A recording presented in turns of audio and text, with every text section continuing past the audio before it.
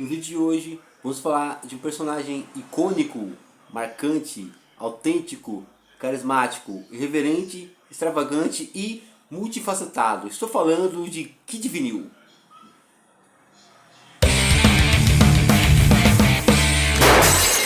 Coincidências do rock. Fala pessoal, como vocês estão? Sim, estou de volta. Mais um vídeo para vocês, mais um vídeo aqui pro canal. Como eu disse na chamada, hoje vamos dar homenagens a Antônio Carlos Xenofante, sim, ele mesmo, mais conhecido como Kid Vinil, nascido no dia 10 de março de 1955 em Central, São Paulo. Cantor, radialista, compositor, apresentador de TV e jornalista brasileiro. Kid Vinil ganhou fama e notoriedade lá na década de 80, quando foi vocalista, de uma das bandas que estavam emergindo naquela época, o Magazine. Mas vai lembrar que ele também foi vocalista de bandas como Verminose, Kid Vinil e os Horários do Brasil e Kid Vinil Experience. Vale mencionar que um pouco antes de fazer sucesso, como vocalista do Magazine, Kid Vinil teve um papel importante, para a cena do punk rock paulista. Isso porque ele já era radialista, tinha um programa lá na Rádio Excelsior e ele foi um grande incentivador, do movimento, organizando alguns shows e principalmente tocando músicas, de algumas bandas de punk rock e post-punk no seu programa de rádio. A marca registrada, de Kid Vinil era seu visual extravagante, com camisas de cores cítricas e calças quadriculadas, um cavanhaque ruivo e óculos pequenos. Kid sempre foi apaixonado por música, desde muito cedo, sempre ouvindo Beatles e Rolling Stones durante a infância e adolescência. Seu apelido é consequência, dessa paixão pela música. Em 1979, Kid foi convidado por uma rádio para apresentar um programa de música pop alternativa. Foi como apresentador, desse programa que ele acabou criando, adotando o nome artístico Kid Vinil. Em algumas entrevistas posteriores, ele fez questão, de explicar a criação do apelido. Disse que quando a rádio Excelsior, o convidou para apresentar o tal programa de punk e new wave, ele e o produtor, Pena Schmidt, tiveram a ideia de fazer uma junção. O nome Vinil vem de Cosmo Vinyl, que era o manager do The Clash, banda que estava emergindo, a qual Kid Vinil tinha um grande apreço. E Kid Hansen, que na verdade era um locutor, da BBC. Então a ideia foi fazer essa junção, juntou o Kid de um e o Vinil do outro. Diz a história que em 1977 Kid Vinil conheceu, o som do The Clash. Isso fez com que ele tivesse a ideia também de montar uma banda que fazia um som, mais voltado para o punk e o rockabilly.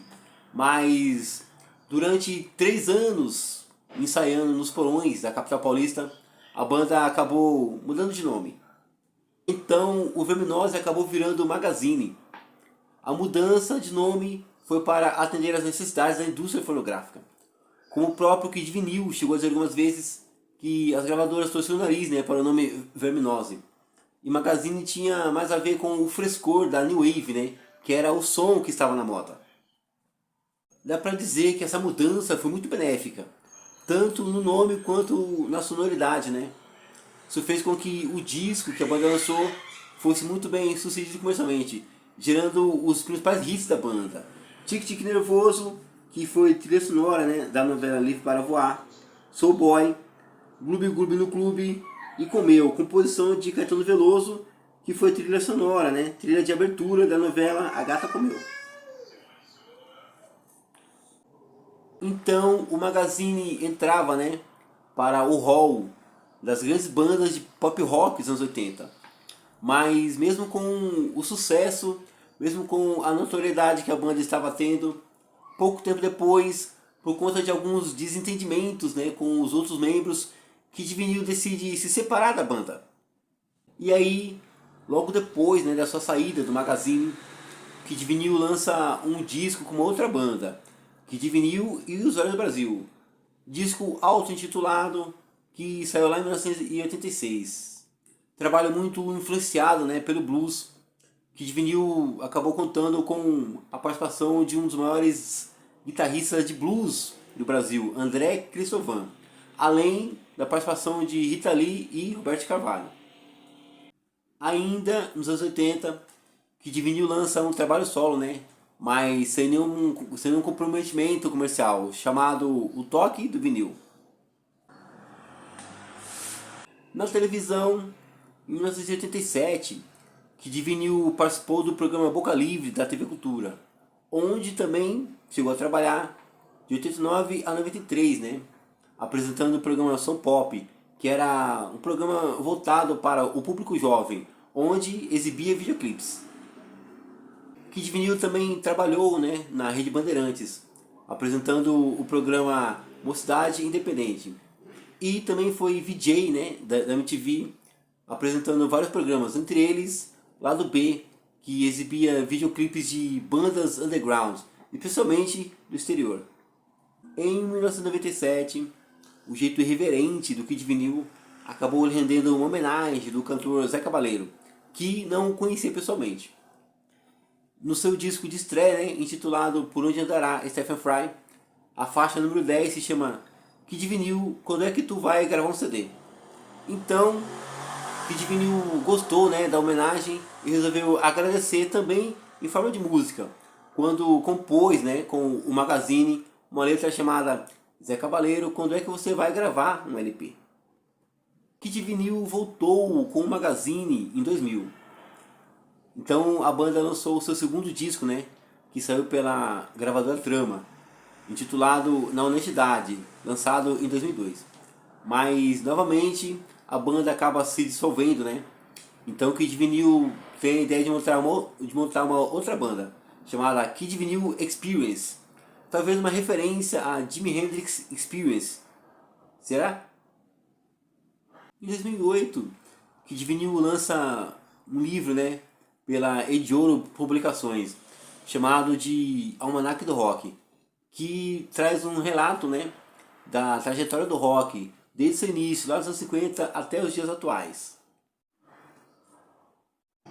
Como eu mencionei no começo do vídeo, o fato do Kid Vinil, né, ser um artista multifacetado, quando não estava excursionando, né, ou gravando com as suas bandas, estava viajando, né, pelo Brasil trabalhando como DJ. Em 2010, Kid Vinil Experience lança o seu primeiro disco, intitulado Time Was, que na verdade é um disco de covers, né, obscuros e favoritos da banda. E ainda em 2013, eles lançam o seu primeiro álbum de vídeo, intitulado Vinil ao Vivo, com todos os hits da sua carreira.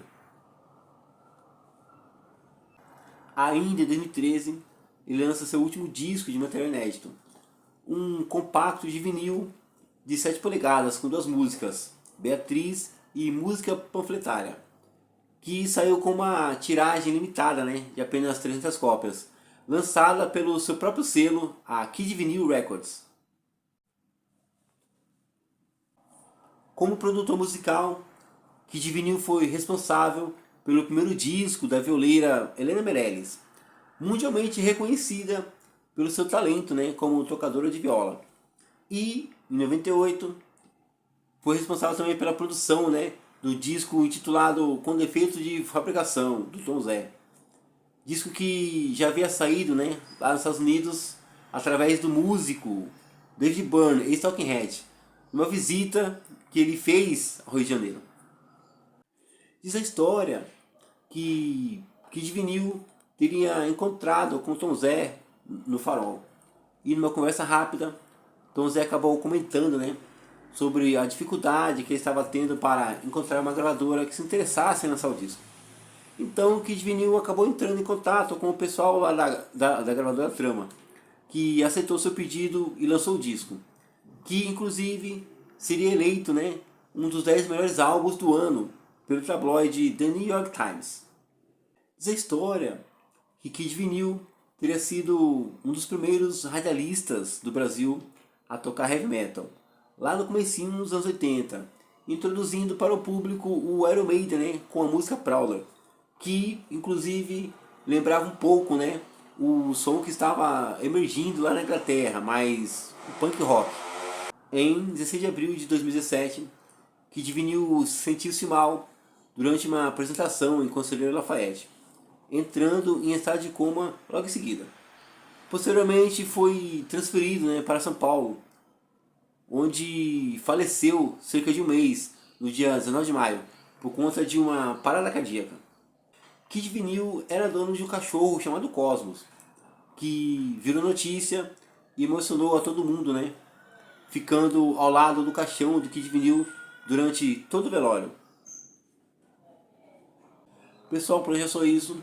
Esse foi o nosso vídeo para homenagear um dos grandes personagens, né, da música brasileira, Kid Vinil. Espero que eu tenha agregado ao conhecimento de vocês. Eu vou ficando por aqui e a gente se encontra no próximo vídeo.